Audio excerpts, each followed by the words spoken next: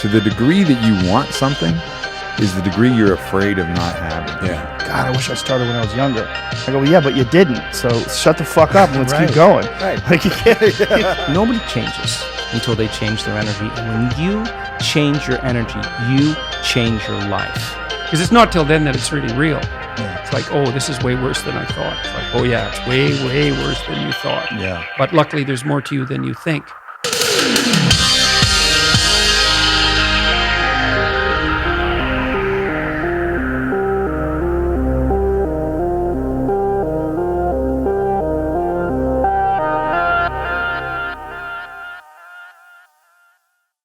Jason, my man. Yeah. Thanks for flying out and doing this, man. Weird, right? Yeah, dope. So weird that I'm just off a plane and on your podcast. That's what I came here to do. Just expected it to take longer, quite frankly. Nope, right into it. Yeah. So one of the reasons you came out is you got this new book, and the book's called Still Awesome, The Trials and Tribulations of an Egotistical Maniac. I actually don't think you're very egotistical. I think you're actually like not that egotistical. I When it have actually quietened him to a it. lot. Yeah. Yeah. But he's still, I fight him every day. The ego is always going to be there. It's just Right. mine's so embarrassing that it's easier to detect on Yeah. how pathetic it is. Yeah. Because it's some people have like a sneakier one. Mine's just blatantly fucking give me all the glory right now. But it also, the other shadow part of the ego is you're really hard on yourself too. Too hard. Like, I've been really working hard. on that. Yeah. I am way too hard. I think that's got a lot to do with childhood stuff. You know what I mean? You got bad habits that it's hard to get rid of. Yeah. And I think that's the thing about an ego is that, yes, it wants the glory. It wants to win. It wants to be a champion. But also anytime that you come short of winning, being the champion or whatever, it is just fucking ruthless. I'm attacking myself when I'm on my way to winning. Like I train like, you piece of shit, get the fuck up and kill somebody. Yeah. That's on my way up. Like Yeah. if I fail, it's just like it's like it's changed now. I've learned to like, it's not that important to me anymore. Mm-hmm. It's and a part of me, which is still the ego that goes, really? Are you giving up? And I'm like, no, I'm not giving up. I'm not going to ruin anybody's life or my life to get what I want. Like if it's possible and it can work and everyone's going to be happy, then yeah. But I'm not like out to just like get the fuck out of the way. This is all mine. That's how I used to be. I figured that was the only way you got it. Right. But now it's like, yeah, you can have it. Yeah. It's a different way where you see everybody winning is actually you winning. You know? Yeah, I'm okay with that's the other thing that's made a big difference. I'm not as offended by everybody else's success because as a competitor, watching people come up in any way, in any genre of things that I do, any kind of, I don't know what I do, fight anything, and you do it better than me, I'm like, fuck that guy. And then I'm like, what? Why? Yeah, Because I you mean, don't that's like such an easy trap. And then you start poking holes in what they did or like poking holes in how they got there. And you somehow justify that they're beating you because they cheated or they had an advantage. But really, it's just your ego trying to reconcile with the fact that, all right, they're a little better today or they've been a little better so far. Even the And that's people, okay. because of the radio show, the celebrities I meet, some of them are nice. And I thought they were dickheads.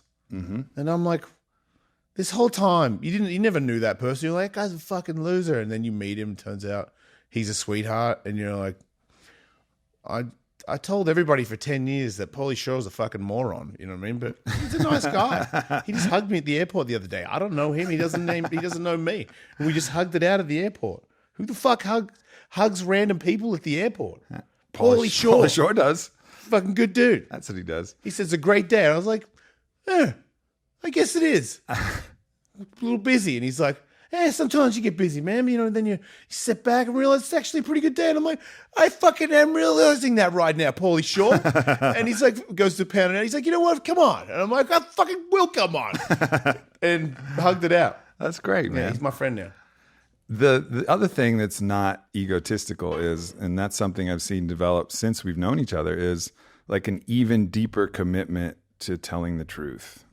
Like just telling everything as it is. And that's an unusual thing. Like you're not trying to just present the coolest, awesome stuff in here. Like even going through the book, I haven't a chance to read the whole thing, but going through the book, you're telling all the stuff. And that some of that stuff is going to get some people not to like you. It's going to get some people to be like, oh, fuck this guy. But it's your truth. It's opening up. And that's what our last podcast did. I mean, I get people stopping me in the grocery store. I had this happen recently. Like, hey man, love your podcast. And I always ask him like, oh yeah, which episodes do you really connect with? He's like, oh man, that Jason Ellis one really changed my life.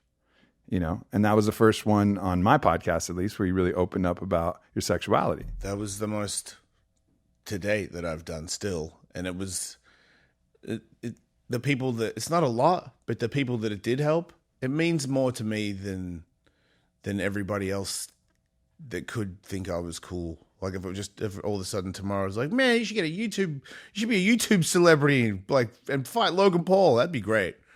I would totally love that. I seriously would. Fuck my ego again. But if I can just help out a couple of people that live this, because that's the thing. I don't think that I'm the only one.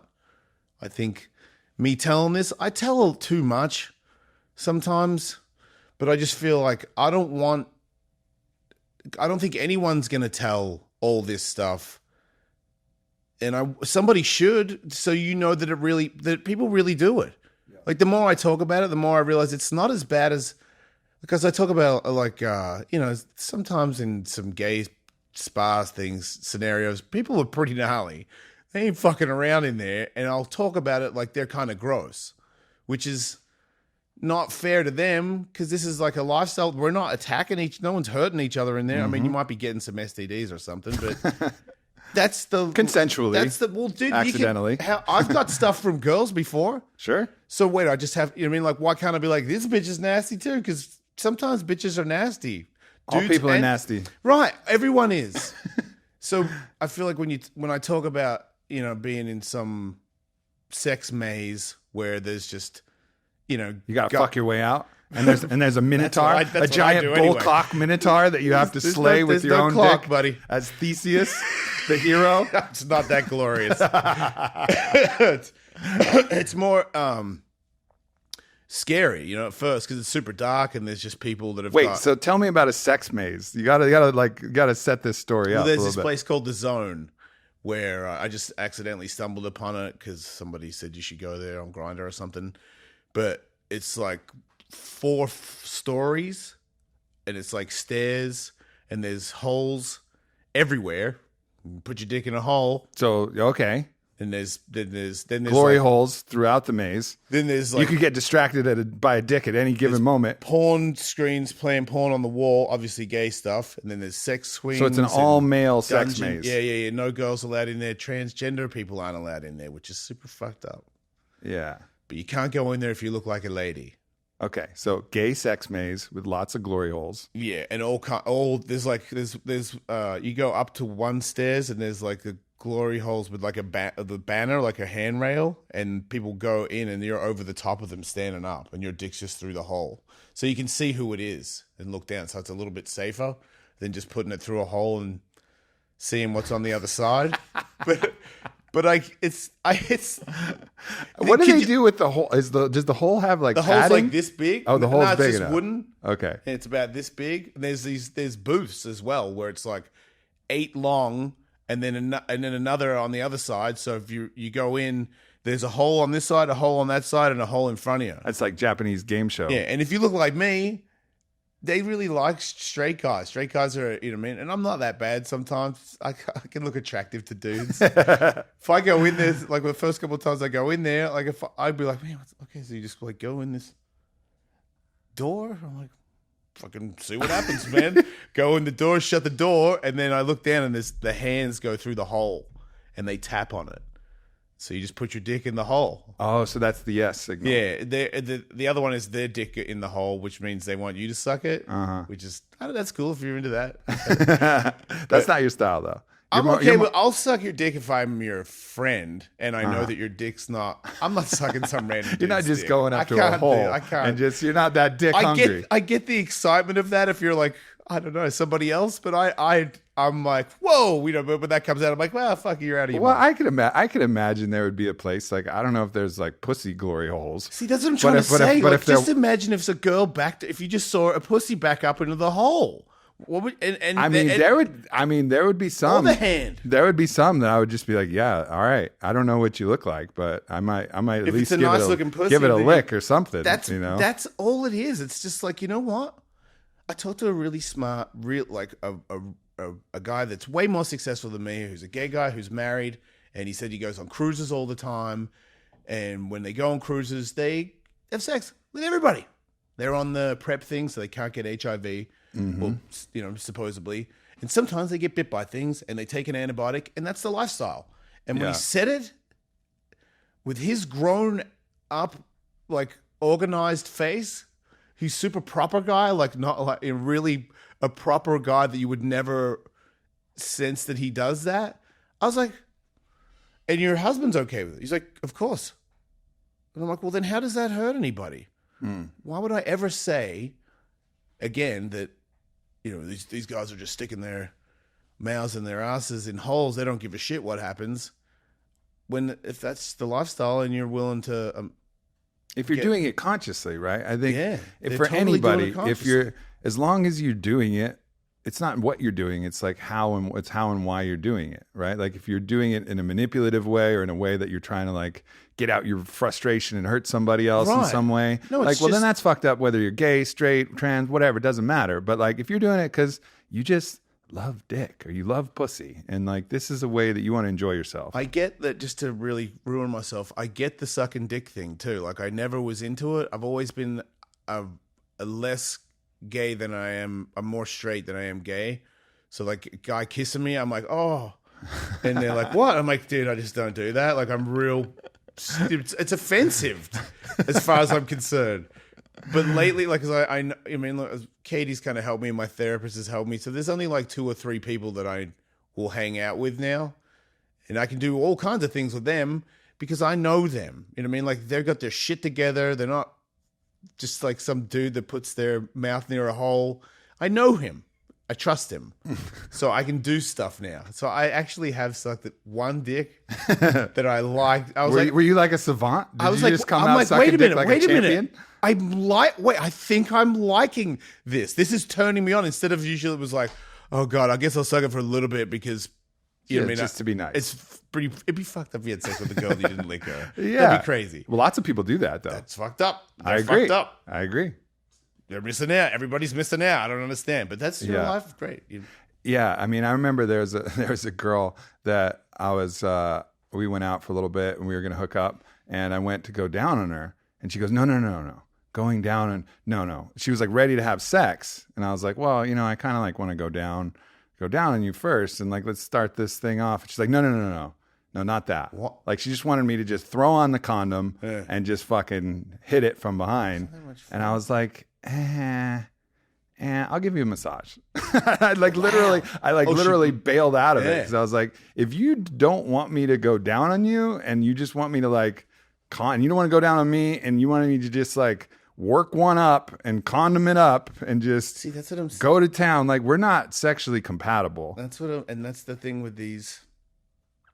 A lot of gay guys are hypersexual, and there's things that happen that most girls they don't do. You can't do it. You're not good enough. You know how dudes can, how they're like good cooks. They be chefs or dudes. Uh-huh. That's what's going on in the. I feel like there's some gay dudes that are doing some stuff that I don't know about yet, and I'm gonna figure it out in a couple of years. It's gonna be like sucking your dick wise. Yeah. People do weird shit. Like they got skills, crazy skills. Yeah, but you've been that runs real fast. And he like Usain Bolt. Yeah. And he slows down and he's just like, everybody catch up. I've had a guy slow down on my dick going for gold. And I'm like, what is that? I'm so good that I can coast the rest of the way. Yeah, he coasted it. And you've been with porn star girls too. See, and that's the people that are similar. There's some girls that I've been with that are really into having sex a lot. Like they've been working on it, and they're like, I learned this thing. Try this, look at this. And they'll look up at me like, what do you think? And I'm like, because you're fucking so passionate about it. You've been working on it just like I used to work on doing Smith grinds on vert ramps so much that your normal person wouldn't understand the magnitude of how fucking great I am at doing Smith grinds. because only a pro dude would go, you know what? Holy shit. That might be the greatest Smith grind ever done. I'd be like, yeah, it was. Because I studied it. All I want to do is do it so critically good. And that's what's going on with some of these people that suck dicks and jump on your dick. They're doing different tricks, different things that no one's ever done before. Yeah, and it's when you know that they're really enjoying it. It's that like commitment to it, but also like when they're like fucking going for it, They like don't have that. enjoying What's it. that word when you don't have it? You don't care about what you look like or anything. Like they just let go of everything. Yeah, surrender Seems like kind they- of, but yeah, They just let go of all their inhibitions. Is that what it is? completely uninhibited, and but enjoying it. You know, like really like enthusiastically enjoying it. And I imagine that's probably the part that you probably liked about sucking a dick too. Is like if you can do something to give somebody pleasure, that's also one of the most pleasurable things to do in sex. Also, Yeah. is like turn somebody on. Yeah, like, I never immensely. felt good about being the dud in the relationship. And I Right. definitely, when it comes to gay stuff, I was for sure the dud. Like, I wouldn't even argue. I'd be like, yeah, I'm the worst. Blow me and go away. Like, what kind of a lame ass hookup is that? Some guys like that though, but Yeah, that's a thing too. I imagine like also getting over, because we talked about the ego. We started talking about the ego. Like, have you ever dealt with like wanting to be the best? Like you want to be the best lover for a guy or a girl? But, totally. I mean, that one's a tough one. That one's a really tough one for man, me. I know it's a tough one for you. I feel like I've been in a competition with you before, and I could just tell because you could hear it through the other wall. You're like, oh, really? And I'm like, oh, really? And then it's just a pump off, and I'm like, you know what? I'm not going to beat this person up just to win this fucking race. Like, this is a joke. But I know. You're out of control. Fucking pink. You can't not compete at anything. It's true. You're into every kind I of... like, and I just the only you're thing that setting I can yourself do. up for, because there's that one thing when you're fucking people where you might not even be that good. You're just the right fit for them. That's actually what. Boots That's actually your whole what. skill thing out the That's window. actually really what you end up finding. Is it's not like a universal thing. It's like a match. It's like two Yeah. pieces that actually fit you together. could work on a match and make it like even better. Mm-hmm. But you could be, because I've hooked up with tons of porn stars that are doing all kinds of things on my dick, and I'm like, whoa, I never seen anybody do that. But it's not as good as like a basic one from this one other person that seems to be Yep. more of a fit. And I think that's the lesson for anybody who has their ego attached to them being the best in bed. Like, you may be the best in bed for the right fit for you. You know what I mean? But it's not like universally every single person you have sex with, you're going to be the best. You're going to be the best with. It's not like, you know, in skateboarding or other things, like you can be the best no matter who's competing. You know, like just because you're the best at the thing, and the things are fixed. There's rails, there's ramps, there's whatever the fuck it is. And if you can do the tricks, you win. But with another human being, they're complex human beings, and there's smells, and then there's connection, and then there's presence, and then there's all of these other factors that somebody who doesn't have nearly your skill set or experience might be a way better lover. And it's not, and you're not getting judged. Like skateboarding, somebody's watching you and then they judge your opinion. Like, this is like what this girl, how she felt about you with her. Mm-hmm. It's not really like There's so many factors that go into it. So like the best thing that I'm talking to myself here too, like the best thing any of us can do is release this idea of being universally the best and just understand that there's going to be connections that are the best they can possibly be with certain people. You know how I got better? A girl who was with my wife was giving me pointers on how to do things, and that hurt my feelings. I'll never forget the day where it happened. I was really hurt by it, but she was really hot, and she was interested in sleeping with me at the time. Yeah. So I was like, oh, all right, I'll try doing the lick thing that you want me to. But I was like, God damn, did I not? And then she was like, bring it back. Like, maybe just pay attention to some like ankles and stuff. And I'm like, stop telling me what to fucking do with my jig. And that's But the ego. there was little things in the end where I could tell Katie was into it. And I'm like, oh, I've never done that before. And I'm like, okay, what else should I do? What else do you think I should do? And then I realized, I thought at that time that I was pretty good in bed. And I'm like, now I feel it was initially for about 2 weeks really bad in bed because I had been pointed out that there was a couple of things that I haven't been doing by a younger lady. I'm like, how the fuck would you know more than me? I'm the sex master. No, you're not, dude. Turns out you don't know shit. I'm like, man. So I was a little like, because I'll beat myself up real bad about it. Of course. Even Katie could sense it. Like, had to like put in extra work for a while. How many times did you come? Dude, you need to come again? Looking for those Because validation markers. I totally could do that. Fucking so insecure, it's insane. Yeah. And then I added those things, and then it's like a fine line where I'm like, I'm pretty good, but don't think that you're so good that you can't try everybody else's style. Yeah, you got to empty that cup. That's if it's so full, and you're so full of yourself that there's no room to learn because your ego's so sensitive that the mere fact that you might have something to learn means that you weren't good enough before. Then you're going to be fucked. You'll never grow at anything. You'll never learn anything in life. You'll never improve anything in business. You can see that with a CEO or a business owner. It's like, oh, I know fucking everything. I don't need to listen to anybody. I don't need to learn these new things or switch or pivot my strategies or anything because this thing works. You got to like let all that shit go and be like, okay, new shit to learn. Yeah. No, I think I'm wrong a lot, and I'm ready to. Well, then how do I do it better? So I have that attitude. Things usually work out for me. Yeah. Another thing about you too is like we just had Ellis Mania out here in Austin, and that was a really cool experience to watch because you had a guy that you were fighting that you were clearly better than, but when you were training in the back, you weren't training for him, you were training for the call out of Kyle Kingsbury, which made it a really bad experience for me. I mean, it's good because I like pressure, but it's too much. That was intense. You were feeling it. I mean, you were really feeling the pressure from that. I was really scared. Yeah. I'm like, man, I want to make it to the after party. Yeah. I feel like it's not a success if I don't make it to the after party. Yeah. Like for that one, everything was awesome except for that one thing where you got knocked so unconscious that you had to go to hospital and they had to, wake you up a couple of times. Because I've had those knockouts in skateboarding and those ones are not fun. You know what I mean? They fuck everything up. It's kind of like heart and mind. When you hit those real hard, there's no tough story about it. Yeah. Like when I had a heart problem, I wasn't, you know what I mean? No. No. I went into AFib and I was terrified. Yeah. I was like, this is it, for man. Sure. And then the brain thing, this is bad. But nonetheless, you fought Kyle knowing that you were going to lose, really. Yeah. I mean, there was like some glimmers of hope, like maybe really. a little bit. I just felt like I got too tired. I think I was still sick. But in the end, I don't think I'm good enough. He's better. He's just too big. He's big and he's fucking really good. Yeah. And but nonetheless, like you still put yourself in that uncomfortable position. Yeah, it's really uncomfortable. That's why when he knocked me down the first time, I was like, I don't need to. This is it. That's it. I mean, we moved around. I really wanted to move. I wanted to be good enough to make him miss and land a couple shots. That's what I said that I would do.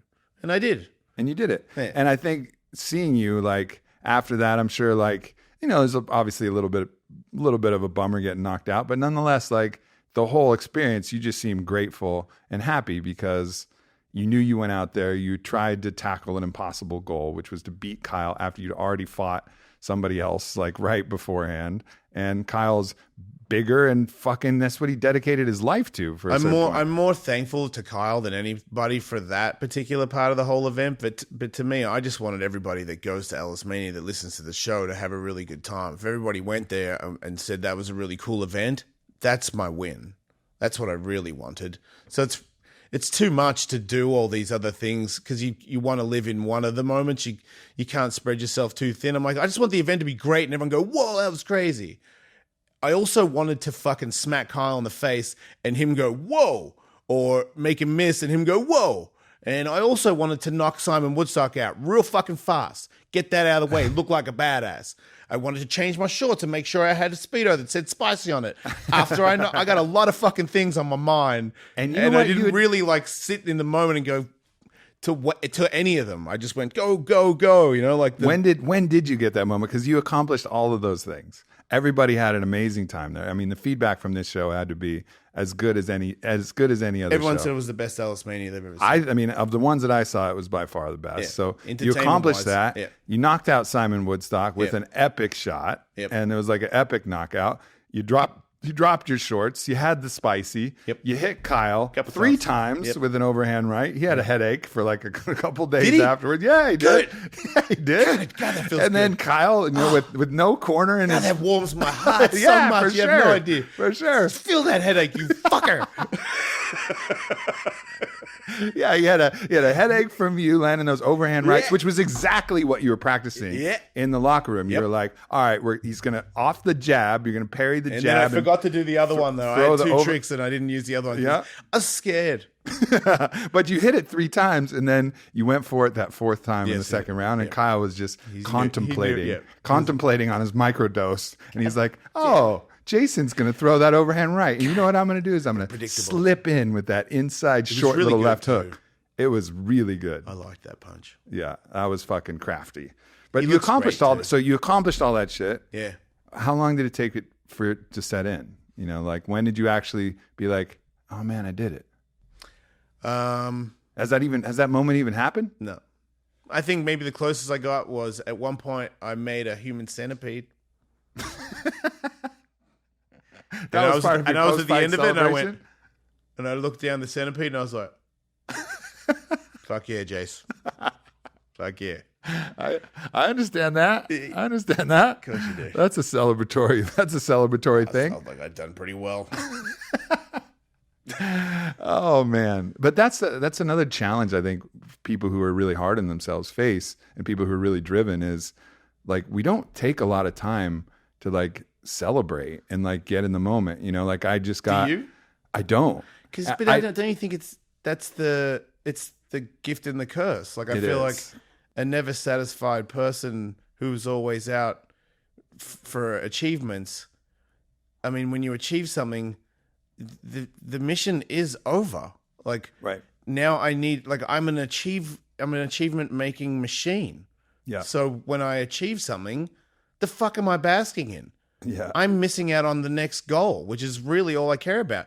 The closer I get to like understanding, just enjoying trying to achieve, the happier I can be with my day. Because really, it never nobody. It's not the fucking achievement. million followers. No, it doesn't matter. It'll never end. I'll never be like, okay, 10 million a year and fucking 1 million followers. What more can I will fucking ask for way more if I get that. Because I'd be like, man, 1 million followers, $10 million. I could probably turn that into like $1 billion. I could probably own Texas. Like I'm lost. Yeah. I just I gotta be happy. It's that with, we gotta like bury that myth Doing that little things. happiness is going to come from the achievement of any one thing, because it's not. Like happiness has to be the process the whole way through. You know, and like if you can enjoy these moments for a little longer, like we could probably both do a little better job of like just letting ourselves feel it. Like I'm not going to talk numbers, but I spent a lot of time working on a new book proposal for my second book, sent it in, and they gave me an offer like way above what I thought they were going to give me. And for like 5 minutes, I was legitimately excited and celebrating. Okay. And I gave myself, and I worked on that book proposal maybe 300 hours, 400 hours, an accumulation of all my life's journey, you know, like a long time spent. And then I celebrate for 5 minutes. But it was still a cool feeling because it was so foreign to me. Like celebrating, and it was like, wow, this feels really good. then I've had that. I did when I did the Stern show, and when I left in the town car back to the airport, and I crossed the bridge looking back at the city. I did it 3 times, and then somebody called me and said, "You're number 1 on Google search." And then I was in the town car going over the city, and I was like, "There you go." You know, remember all those times where you said you were gonna be there, do this, do that. This is what you have fucking done it. You should really be proud of yourself. Yeah. And then I think it was, you know, before the town car guy started talking again, and then that was it. But it became a habit. Like when I left, I would always do that. I'd do New York, do the Stern show, get in the town car, go to the airport, because I would do red eyes there and back. You know, every time I'd be like, man, this is becoming a bit of a tradition where I usually pull my dick out on the Stern show, which is that's I could be. I'd rather, you know, I said something funny and witty, but but everybody loved that I pulled my dick out and did some comedy with my penis. Yeah, like put 50 And it was- M&Ms in there, people whatever. were like, man, you fucking, you know what I mean? Like I remember people saying, you know, you knocked it out of the park, and I'm like, that's a baseball term. I'm assuming I did great, but you know, Could what I be mean? a cricket term. Right. Right? That's why I understood it, I think. Oh, mate, I get it. Oh, yeah. What do they call that when you hit it in the stands in cricket? It's not a home run. No, it's not. It would be... Sky. It's a 6. It's a 6. It's a 6 because it's 4 if it hits the... Man, you're bringing back some crazy memories. It's 4 if it hits the fence, and if it's over on the full, it's 6 points. That's a 6er. A 6er. Yeah. Full 360 degrees. You can hit that home run. It's just not... What? You can hit it anywhere. Yeah, you can. Yeah, you can. It can Oh, be you can hit a 6er over your head, over the back. Yeah, exactly. Yeah. Yeah, No one really cricket's does that. rad. People sleep on cricket. It's a little slow. That's because you like fucking... What's that, beer pong and shit? Oh, I you do like love beer stupid pong. games. I do love stupid games. Cricket I love is competing. really stupid. I love competing in everything. Like I've been Have you taking played cricket? a little bit, not like I didn't That's have the best like a way to thing. play, for a little bit. Yeah, They play too long. I don't want to forever. play for a week. Forever. That's yeah. insane. Game over. When do I get to A win? 3-week test. I give up. I will lose if it's a 3-week game. I'm like, I forfeit my victory. It developed when people had like nothing to do except kill time for the day. So like you're just bullshitting with your friends, and then you're just going to do an activity slowly all day. It was a good invention because I think at one point when they made the week ones and stuff, that meant that like guys had to sit there and watch them for a week, and their wives couldn't get angry at them for being at the cricket because the cricket it's a week-long match. Yeah. What am I supposed to leave halfway through? What the fuck? And so they all bring their eskies or coolers and just get shit hammered with their friends for a week. Yeah. So it's kind of like cricket figured out a way to get dudes more drunk and not in trouble with their wives. So I kind of like cricket for that. Yeah. I thought that was a pretty sweet, because that's all it is. What's funny for me when I look at like my own competitiveness, like in a lot of the important ways, I'm starting to like unwind what I feel like is a toxic competitiveness, which is like, how many downloads does this other person have on their podcast? Yeah. How much money does this person have? What is this? Like, that's kind of the toxic competitiveness, or like, what is, this other guy doing in that way? But I think the healthy little parts of the competitiveness, I'm probably going to hang on to those. Like recently, Aaron Alexander was out. He's a mutual friend of ours. And we were doing like hill runs.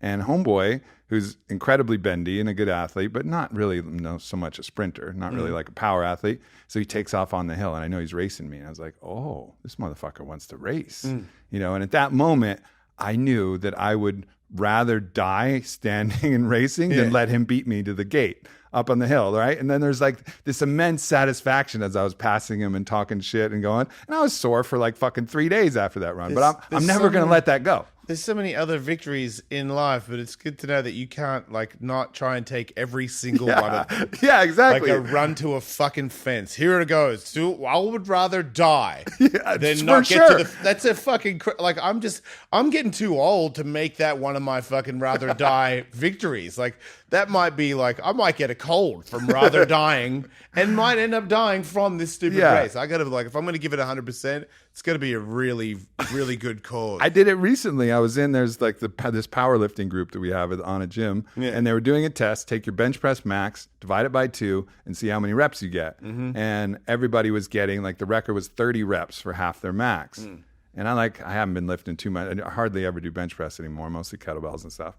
And I saw him, and I'm just fucking eyeing him, and I'm watching him count to 30, and I'm like, fuck it, rack it up, CJ, let's go. Like, I'm in here, we're going. And I got to like 28, and my form just broke down to dog shit. I'm like grinding this thing up with my hips. I'm like moving it one arm at a time. Does that count? It counts, I guess, if you get it up. I don't know. It depends on how strict they were. But for that one, it counts, right? So I'm like using everything, recruiting my lats because my fucking pecs are dead. I'm using everything to get it up. And I get to 30. And then the last one, I'm like completely like back arch thrusted off. My low back is completely flexed. And I rack like fully lock out 31 and rack it. And like my low back's hurt for a week. But that one moment, I got 31. And I can't stop myself from those little moments of this like, oh, here's it is. There's 4 people. The record's 30. What's going to happen to you when you get older? I don't know. It's just I think it's just in our DNA though. It's going to be hard for us to let go of these little moments to compete. And I'm kind of okay with that. And obviously like, I'm not going to be foolish and be like, I'm going to compete against the Iron Man and do an Iron Man. I'll fucking you break just myself. compete in other ways. Like to me, I can't be as good a skateboarder. I'm definitely never going to be that great of a fighter. I'm not that great of a dirt bike rider. not that great of a race car driver either. Pretty shit comedian. I got somebody else to write my book for me because I can barely read. But to me, talking about my life and how it's not really that appropriate for a lot of people in America to live that life, that's pretty edgy shit. Yeah. So that's the important shit. my like if I want to get gnarly, I'll tell you how I'll get gnarly. I'll tell you a bunch of stuff that because it's more, I just thought I was straight and I fucked up a couple of times because I got real high. Like this thing really, and if anybody's thinking that, or they think that this is something that's happening to you, and you might be like, fuck, I should just not do it, or maybe even like just numb it out by doing a bunch of drugs or something, or maybe even worse, maybe just fucking kill myself because I don't want my parents to find out that I'm a fag. People still think that. Yeah. People are still existing like that. So if I don't get 1 million followers and nobody buys my book, because I can tell you my deal is no deal on this book. This is just me and Tully selling it. Mm-hmm. But I don't even care about the release date. I'm just going to keep going around talking to people going, I got kids. I love titties. I'm all about them more than you are. Like try see who gets to the titties first. If it's like a race to boobs right now, I'll get there before all of you. I'll kill you to get those titties. So don't tell me I'm not into that. Yeah. But all the other stuff, I can do it, and I'm not bad. I'm not a bad person. Like there's going to be some things when my kids get older and go, your dad's half a gay guy, and they're going to go, whoa. I've already talked to my daughter about it. When my son gets old enough, I'll talk to him about it.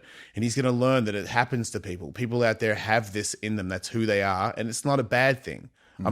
He might go through a thing where he's like, I don't like you because you told everybody about this. And I can be like, that's fair. But I am who I am, just as you are who you are. And when you become a man, you should be able to say whatever the fuck you want about how you feel or what you like in your life. Because it's your fucking life. And this is mine. And that's actually how you teach someone to be a man.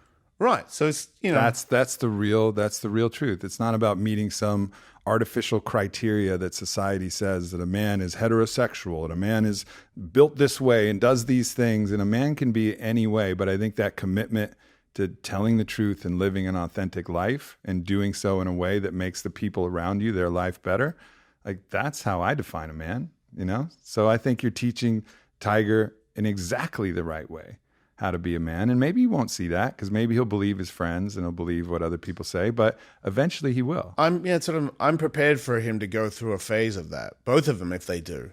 I understand. I went through it. I still go through it.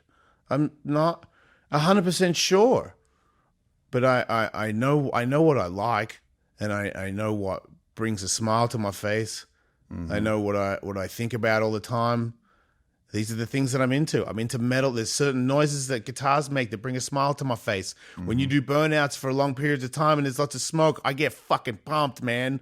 I don't know. I'm not doing it for a pat on the back. I fucking love fire and guns and shit, and I bet you I could fucking jump that jump, dude, if I could just, like doing big jumps and barely making it. My heart racing. I'm like, whoa, almost fucking died. Those moments in my life I cherish forever. I also, sucking a dick. Yeah. Check me out. No, I shouldn't say it like that. I also like guys. Kissing guys. It's great. That's new? One guy. Your friends. Just your one friends. guy. I'll kiss one guy and suck one guy's dick. Yeah. But who knows? By the time this comes out, I might have sucked like 5 dicks that I liked. That's like life is, we have all these artificial rules around life that tell us what we should or shouldn't do. Like the only rule that I really know is, just make sure you're making the game better for everybody. Like don't do anything that's so selfish that you're making shit worse for other people to make your thing better. Like, but as long as you're doing that, like just fucking live, man. Enjoy it.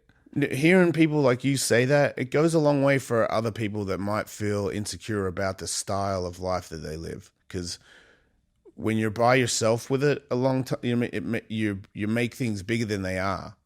And when somebody who's like, good for you, man, not in a way where that I'm happy that you have found what makes you happy. Not like, that's what you're going to do. I can't stop you. Like those ones burn, but if someone's happy for you, it makes the whole thing not even a thing anymore. Like, I don't even think about it anymore. It's just like, I'm pretty sure like your fucking grandparents have fucked as well, but I don't think about it all the time. It just becomes normal. Yeah. It's like you talk to so many dads and like their greatest fear is their son. Let's say it's an athlete dad. Like their greatest fear is their son's going to be a gay piano player. Right. Right. Which is the varieties bullshit. was pretty sweet. Exactly. Like the fact that like a parent is afraid that their kid isn't going to be the same type of man as them, like that's going to create like the disturbance in that kid so that they're not going to be, maybe they'll still be gay and play the piano, but they're not going to be happy because they're not going to feel that you love them for that. So it's just like wishing that they'll be a certain thing rather than wishing that they reach the fruition of whatever and whoever they are and however they want to do it. See, and that makes me like parent-wise, I'm a ex-pro athlete. I thought for sure if I had kids that I used to make jokes that I would train them to be the greatest of whatever thing they wanted to be and, you know, like enslave them and make them do like that, drag that big log thing around like Conan the Barbarian until they turn into big jacked people pumping oil into my house. Spartan a go-gay method. Yeah, but now I'm like, whatever. Like my son wants to be a pro soccer player and he's pretty good and his coach thinks he's pretty good. And I'm like, cool. And I'm like, you're really hustling. I'm like, I ain't hustling shit. Like, I'll go to every game. I'll drive him anywhere he wants to go. But I'm not like, get up and pass the ball. Like, I'm not telling you that. This is your thing. This is your life. Like, don't do it for me. Don't win for me. Like, fuck me. Like, if you get a goal and you want to see me go, hell yeah, man, you know I'm there. You know I'm thinking that. Don't even think I'm not. But this is your life. Like, I'm not going to coach you.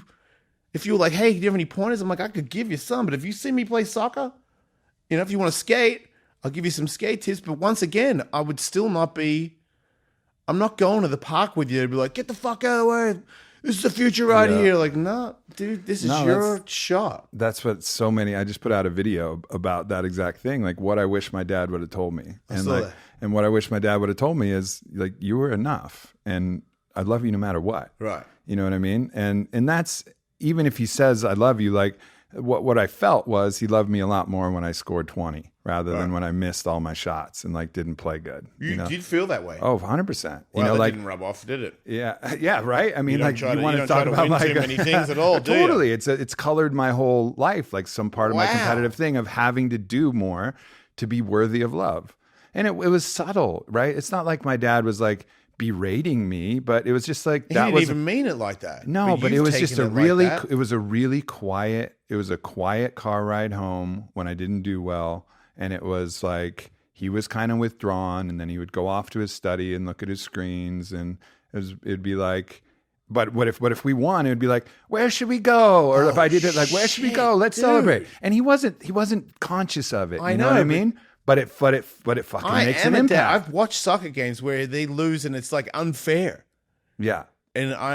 Or somebody in there. One time, a dad called my son a puto for playing his son too hard, and I was like, man, I will fucking knock everybody out here. Everybody, that dude, his friends, everybody. Like, the fuck you calling a puto? Do you know who's his dad that is? And then I'm like, shut up. You know what I mean? Like, don't do it. Like, my son knows that I could do that. So he would regret it more than anything. If he saw me get up and start walking across the field, that would be his worst nightmare. Yeah. He doesn't want to see me do that. He knows. And also, like, what is that teaching? Terrible. That's also teaching that's saying, hey, son, you're so vulnerable to words that I have to put my fist in someone's face when they speak these words. Right? Because then they're going to say like, oh, words fucking matter. Yeah. And guess what? People are going to call you a piece of shit in every fucking way, shape, or form for your whole life in some manner or another. That's what fucking social media. Someone called me a fruitcake at the airport today because he got pink socks on. Fucking. Really? I was like, hey, fucking ass. I'm walking into the airport and the guy goes, hey, man, you got a smoke? And I'm like, don't even answer him. Like, what the fuck? And then he's like, nice pink socks. And I fucking gave him the finger. And then he came in the airport and he was like, yo, what's up, fruitcake? I'm like, fruitcake? And then I'm like, dude, get on the plane. Do not go out there and fight a guy at the airport. you're going to go and do Aubrey's podcast. If you fight him, pretty sure you're not going to make it to the podcast. Hey, man, couldn't make it. I went to prison because a dude called me fruitcake. So it's still in there. Like, I was like, fruitcake. And I was like, because you could be like, man, I wish I was big and strong and I could make this dude sorry. I am. I mean, Carl Kingsbury, okay, maybe not. Right. But most normal people, I can beat the fuck out of them. I'm positive of it. I'm like I'm quick and I'm dirty. Like, I'm from the outback, man. I'll fucking finger poke. I don't give a shit. So I was like, I could teach this guy a lesson. And then I'm like, what? It's always going to be with me. But like I said, to the point now where usually what I think, it's so embarrassingly over the top that it's easy to stop it. Because it's like, you should go out there and fucking like kick his knee in and then fucking like claw his mouth open and rip his fucking lips off. Like fucking King Kong versus They had the to kill a lizard. snake. Yeah, no, dude, that's how you kill. I was ready to kill coyotes. A coyote ate my dog. I did not know that coyotes existed. This is a true story. I was in another state doing X Games or whatever, and I had 2 pugs with my first wife, and I guess one of them was off the lead, and a fucking coyote came out from a tree and took my pug and ate my pug. And I didn't even know coyotes. I didn't even know what a coyote was. My wife at the time calling hysterically saying, a fucking coyote ate my dog. And I'm like, what is a coyote? And then I found out. So then I fly like bingo, home. mate. Yeah, ate my fucking baby. That was my boy, Grimy, right there. That's my fucking guy.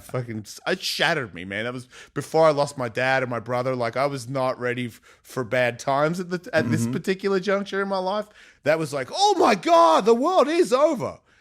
And then I was like, they said that the coyotes hang out in some area. So I was trying to go there to get it because I heard that they have attacked like a lady and her dog or whatever. And I'm like, oh, I'm going and I'm going to fucking go and pretend I'm hurt.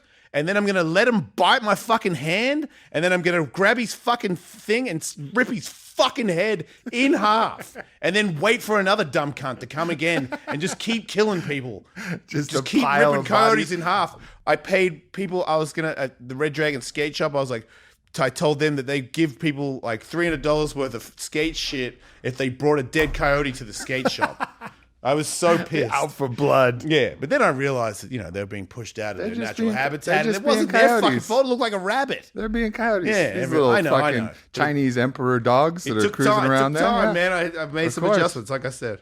Do you find that some people like are drawn? I feel like people are drawn to start shit with people who could kick their ass. Because I've like been out with Donald Cerrone before, and like people have tried to. Oh man, I was out on the side of the street. This was on I think like La Cienega. We were in LA for some reason. On La Cienega, Donald has his cowboy hat on, and they start this truck full of dudes comes up, and like not a bunch of dudes, like 2 dudes, and one guy goes out the window like, hey, you fucking whatever, gay slur, fucking all the slurs. Donald doesn't like that. Yeah.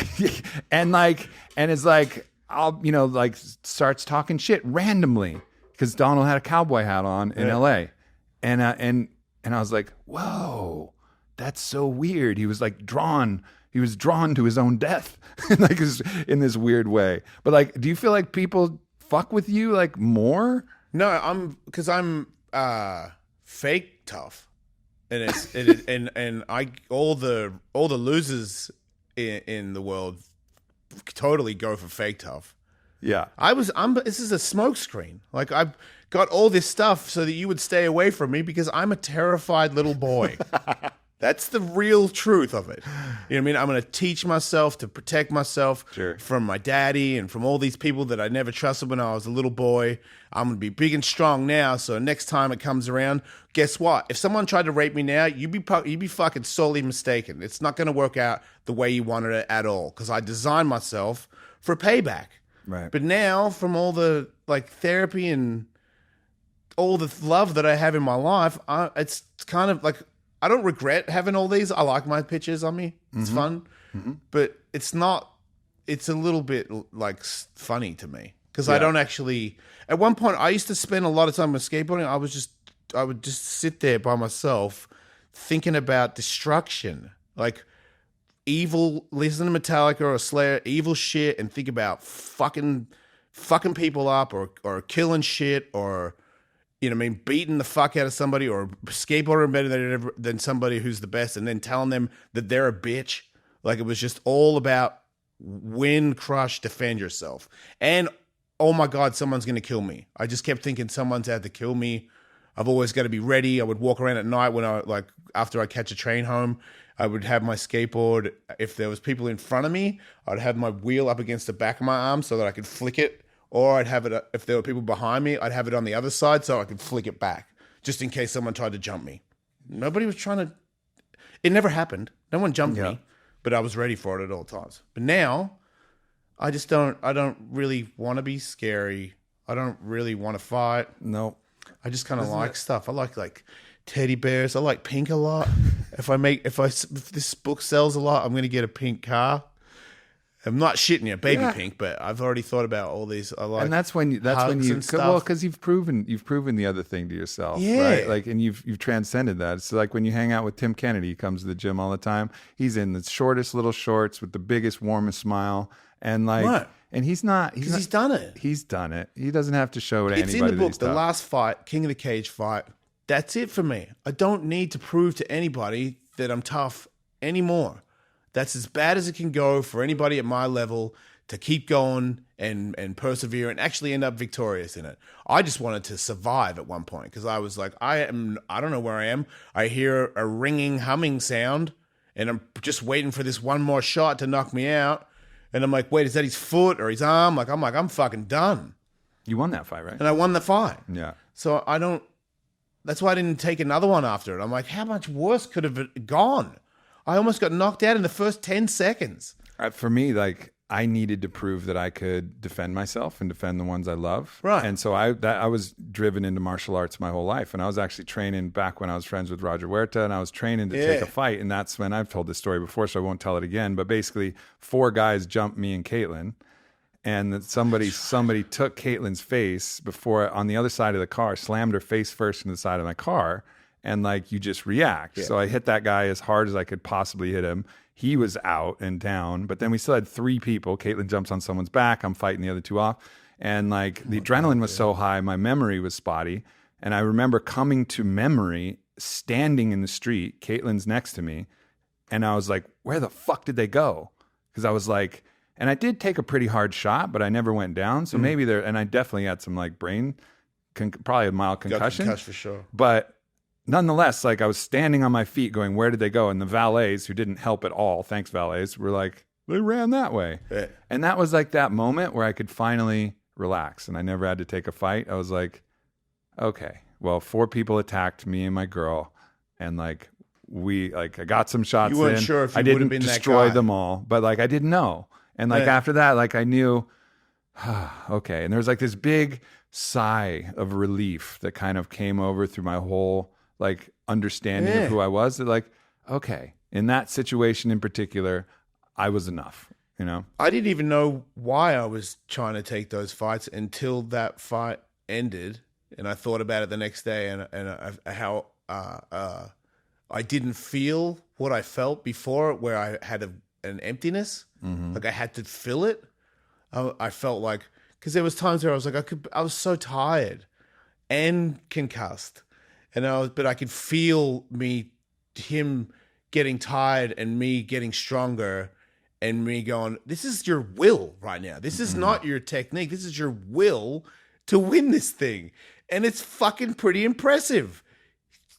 That's it. Stop now. After all the people I know with all the head injuries, all my knockouts from skateboarding and moto, I'm like, you should just fucking kick back. You did it, dude. And then my head was super disfigured from the shots. So it was just a sweet reminder for a week. Every time I look in the mirror, I'm like, you look like you lost terribly and you won. So just be happy, man. You're okay.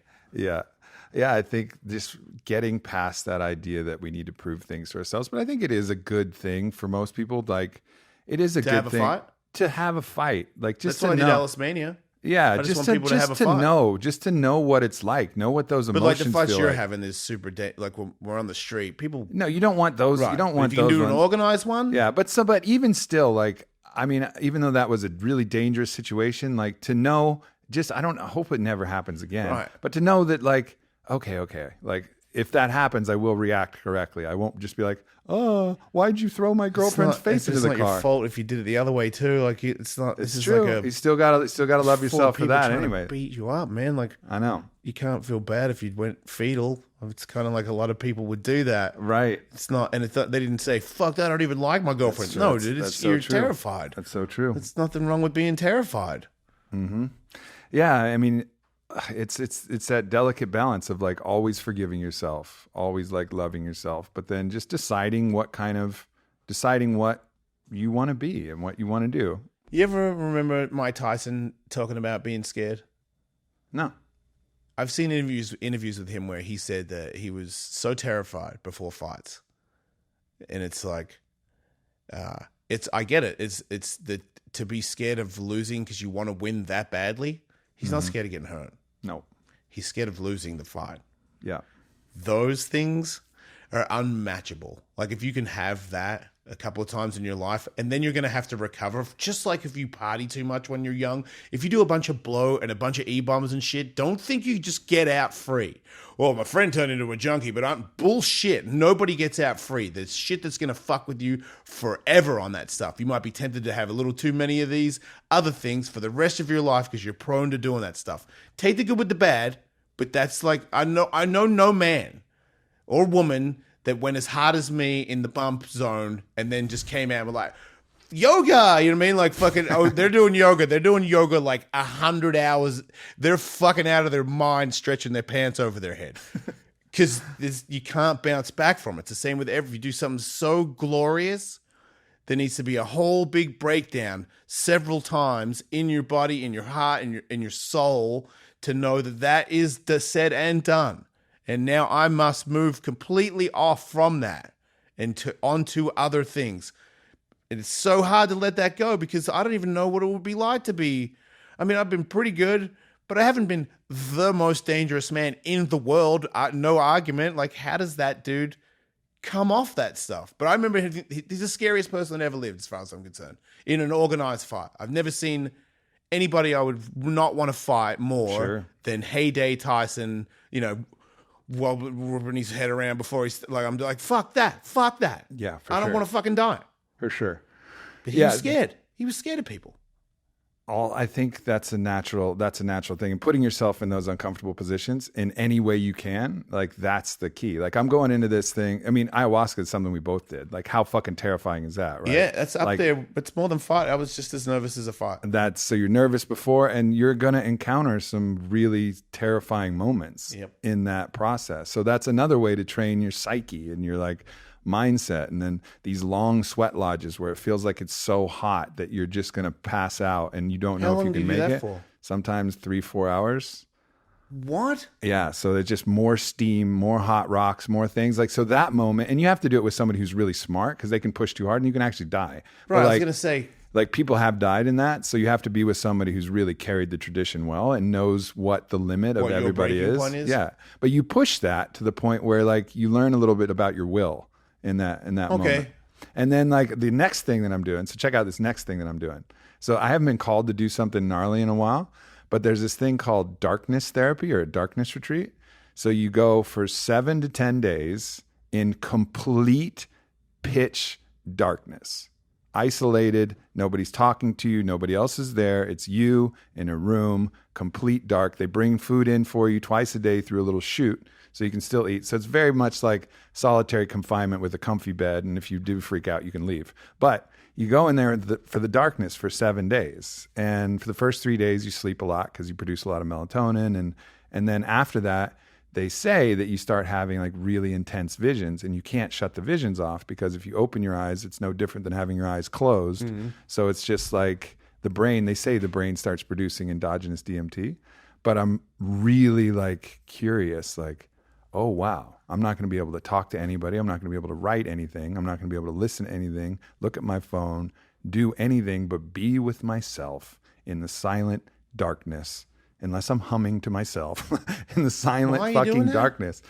Because exactly that. What is going to come up? What's going to come up from the darkness? What am I going to have to face inside myself? How good is the thing that comes up? Let's say whatever comes up in the darkness. I don't know. You get to see a bunch of magical dragons that blow you or something. Versus the first 3 days of being in solitary dark confinement. Yeah, what are you doing? Excited. I'm so excited. Man, I'm fucking pumped because that's the thing. That's another level, dude. I've done all the psychedelics, right? I know. I would. You say you can get out if you want to get out. I would be out of there so fucking fast. And maybe I will. Fuck, man. I was trying to be celibate for 6 months. Did you do and 9 days? I made 9 days. Yeah, no, you're a legend. I made 9 days. Okay, well then I'll go with you. You know what I know? We'll have one. I'm going to be like, I'm going to be there 7 days in the darkness and maybe I'll fucking last a day. What if I can't find where my mouth is or where they're going to give me food? How do I see the food? You just have to remember I have to feel around. How do I know if it's good or not? You don't. Fuck that. You don't. They could be feeding me fucking dog shit or something. Could. Yeah, you have to smell it. And I think it's a compost toilet where I'm going, so I'm just going to have to like shit in like a thing and then like... In the dark, you got to shit. Yeah, of course. And then you sit in the same room as your shit. Yeah. Well, you know, they don't have plumbing where I'm going. It's in a cave. It's like in a cave. I'm going in a cave. But regardless, like that to me is a test to see like, can I do that? And maybe I can't. And I'm okay. And like... It was a little embarrassing. I lasted 9 days of my celibacy thing. I learned some important shit about how I didn't really love myself. Yeah, but in your defense, if you're you and if you could have a camera on your dick and the things that it's allowed to experience, I challenge any man to last 9 days with Aubrey Marcus's dick and not use it because everybody here, oh man. That may or may not be true. That's an opinion from my dick Jason. My dick gets a little bit bigger in Austin just because it's in Austin and it should be a little bit more prepared for anything to pop off at any moment because it's fucking he's the champion of champions, everybody.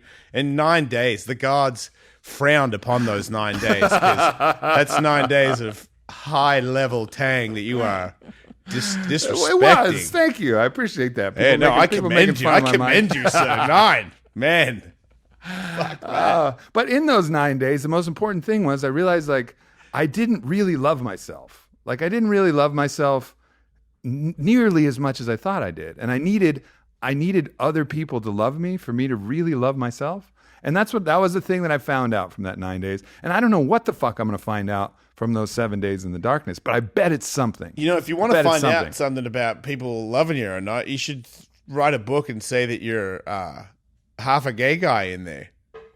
Yeah. Find out who your friends are real quick when you do that one. I bet, man. I bet. And that's something where girls. that vulnerability is also another thing. But the thing is now probably, like for me, it's very comfortable to be vulnerable and like admit embarrassing things, and it's starting to get more comfortable for you too. Like when you first came out and started talking about it, it's probably like, oh shit, but now you're writing this book, which just tells everything from the Korean, gay spa where you move the towel or don't move the towel, like all the little codes and things. Little codes it's fun and things, to know. It's not like you maze. get to get the gay if you read it, everybody. It's just funny to know that it's, I'm not thinking, Sure. You're not going to be like, whoa, that's so hot. I get it. It's probably not for everybody, but it's definitely amusing. Yeah. Like her being in a cage.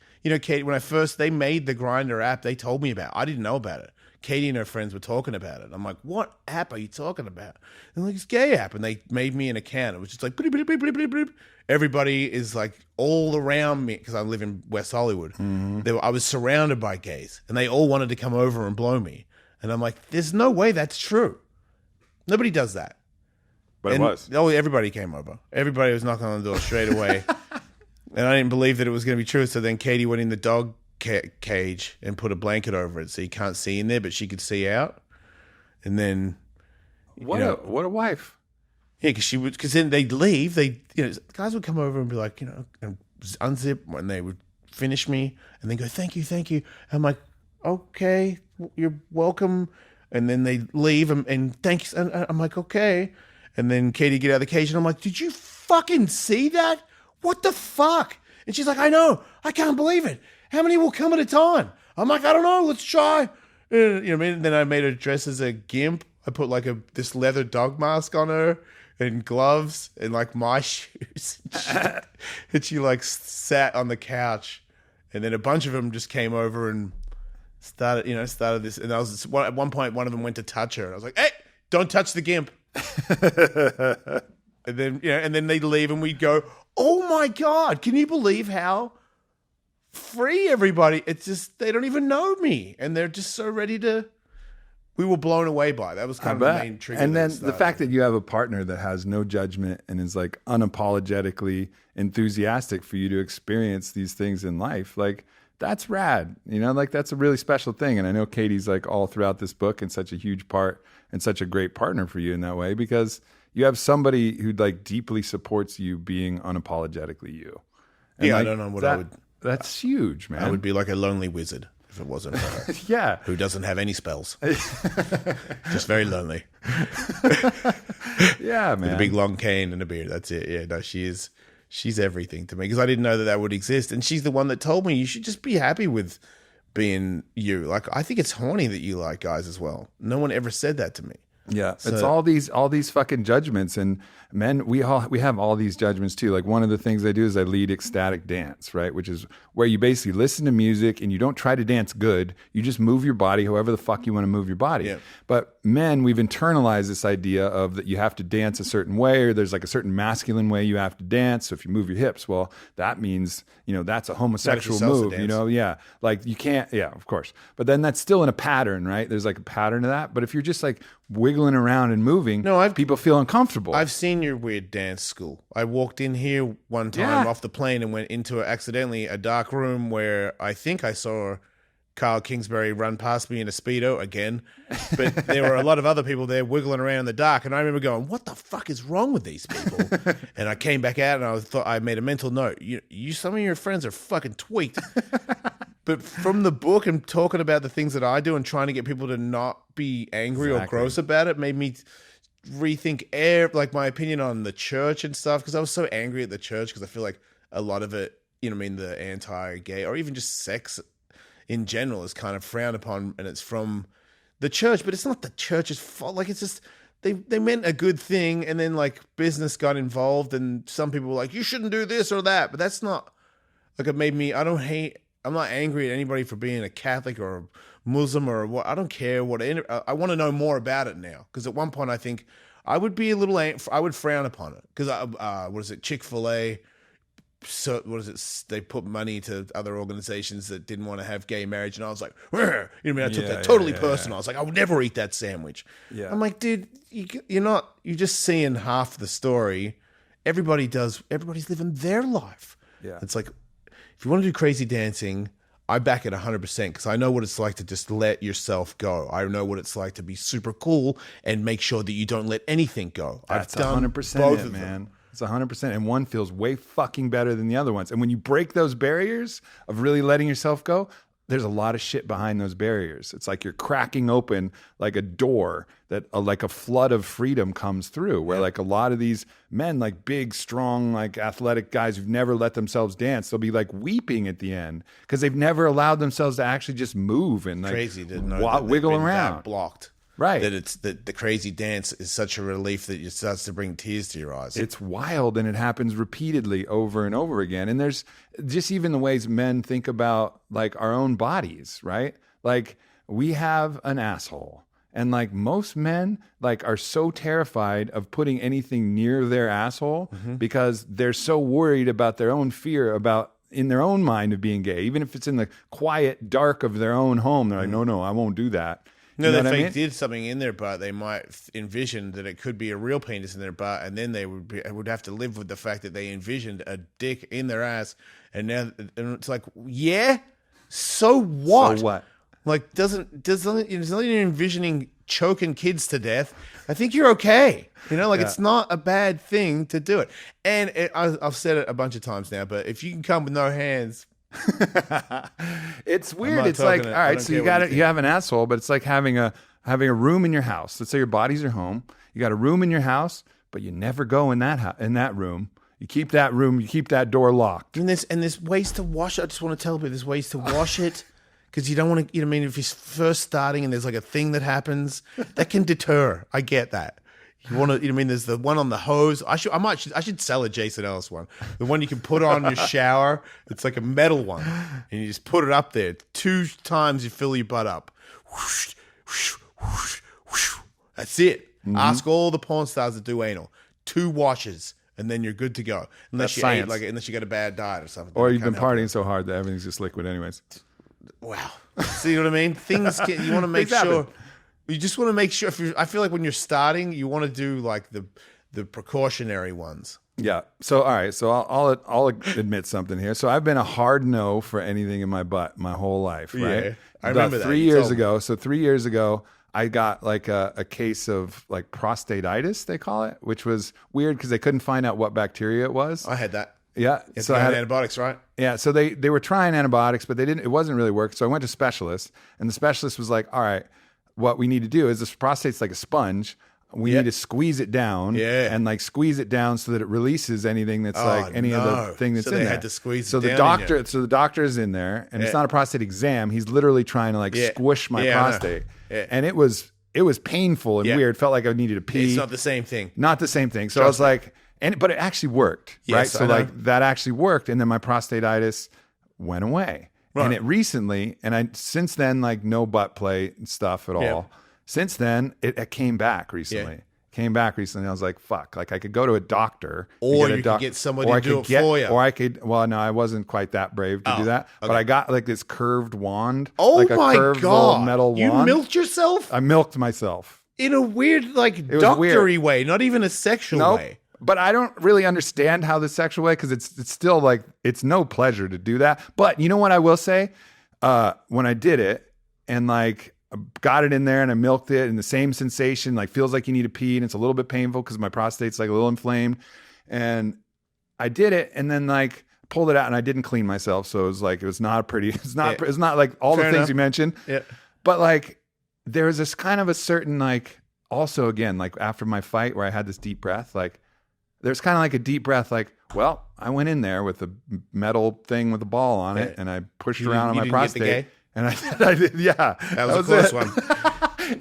maybe you had to left it in there a little longer. I was like, you know what? I feel no different. I actually feel better. I feel better about myself because like now that locked door in the house that I was a little bit scared, even me was a little bit scared to open up. I was like, I just opened that thing and I fucking did it. And my prostate thing is fucking better. Yeah, look, I can't speak for everybody, but if I died before I started figuring out how to use my butt, just knowing what I know now, I'd be so sad. Yeah. Because it's just not. There might be cool shit in that room. You know, like you might like what's in the room. It's not mine. It's just cool. Yeah. It's just, you just got to work at it. Any other final stories or any other things about this book that you want to share with people? I can't really remember everything that I said in that book. It's just real. Because it's fucking everything. It's real it's honest. Your life. And lots of stuff, but I just, my main thing is, I've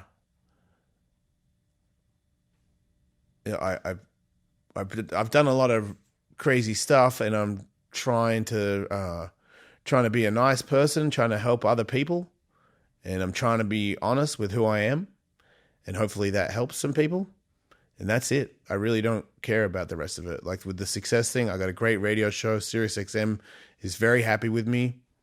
And I like that. I don't need to be Justin Bieber or Logan Paul. I like Jason Ellis. He's cool. If everyone comes to Ellis Mania every now and then, that's fucking cool too, man. I like everything. But I would just hope that maybe it gets a little more understanding out there. I don't expect any miracles from it, but I wasn't trying to do anything but just help some people. That's really I know it's a really small amount of people, but I don't know I can't really help anybody else. I don't have that much of an education. I can't really teach you anything, but this I can, read that and you'll be like, oh, okay, some dudes do that and it's no harm, no foul. Everybody wins, I feel like, anyway. No doubt. Well, you've probably helped a lot more people than you know, my friend. Well, you've helped me, dude. Not just on it in the podcast and all this other shit. You've done, the antidepressant energy level, I don't know if I talked about that in there, but that is, I've had people call in and go, man, it's not scientifically proven, it's risky shit. And I'm like, I get it would be if it was some meth head that was telling me try ayahuasca, it'll get you high. I'm like, these people have seen stuff and they're not lying to me. Like there's no, if I have a conversation with a guy at dinner, he's not pitching me ayahuasca so he can sell it. He's trying to help me. Like, and I did it, and I got off those meds, and I'm 1,000 times better for it. 1,000 times better. The thought that I have now, not just the physical. I was just pumped on the physical because I could work out again all the time, but I'm back. Like, my brain is firing off again. I think I was a little dulled out from that shit, and I was just going to ride it for the rest of my life because that doctor said it doesn't hurt you. You may as well stay on it, and the statistics of getting off it and getting back on it and getting depressed are very high, so you may as well stay. And I remember going, okay, so that means everybody else probably could think that, unless they tried thinking out of the box and trying this ayahuasca shit and just trying to get, maybe I could go back on the antidepressive if it didn't work. You can definitely try it, and it's fucking worth it, man, because I got, like, 30% of my fucking whole life back. And that could be like make or break my whole career. And your life, man, just so you're enjoying life. I don't want to be tired, Jason, around my kids. Of course not, man. It's bullshit. Well, I'm happy that I've been of service to your life, and you've been such a great friend, always, like from the drop. And I just want to send that appreciation to you as well, man. I mean, I love you, dude. I love you too, brother. Always will. For real, for real. All right, everybody, thank you so much. Love you guys too. The book, still awesome. Amazon? No. December 10th, jasonellisbook.com. jasonellisbook.com. We're doing it all by ourselves. Fuck yeah. Yeah, me and Telly got to get all the money. Love it. I love you. See you later. Peace.